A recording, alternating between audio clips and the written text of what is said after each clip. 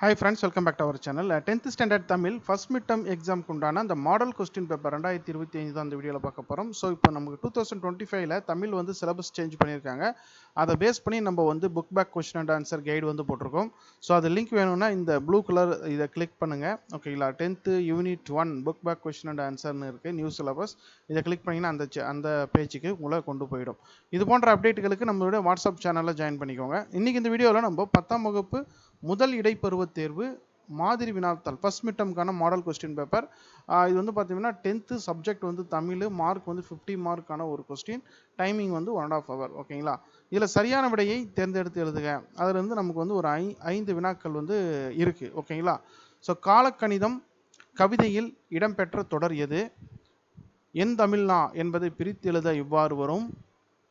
மகிழுந்து வருமா என்பது டேஷ். இருக்கும்போது உருவம் இல்லை, இல்லாமல் உயிரினம் இல்லை.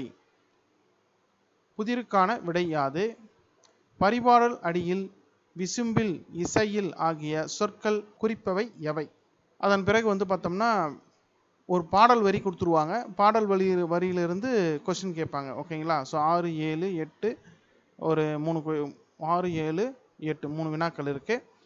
இது நமக்கு வந்து பப்ளிக் பேட்டர்னில் வந்து 12, 13, 14, 15 கேட்பாங்க. ஓகேங்களா, அது கொஞ்சம் ஞாபகம் வச்சுக்கோங்க. அதுக்கப்புறம் 2 மதிப்பெண் வினாக்கள், அதுக்கப்புறம் 3 மதிப்பெண் வினாக்கள். அதன் பிறகு வந்து 2 வினாக்களுக்கு மட்டும் ஓரிரு வரிகளில் விடையளிக்க.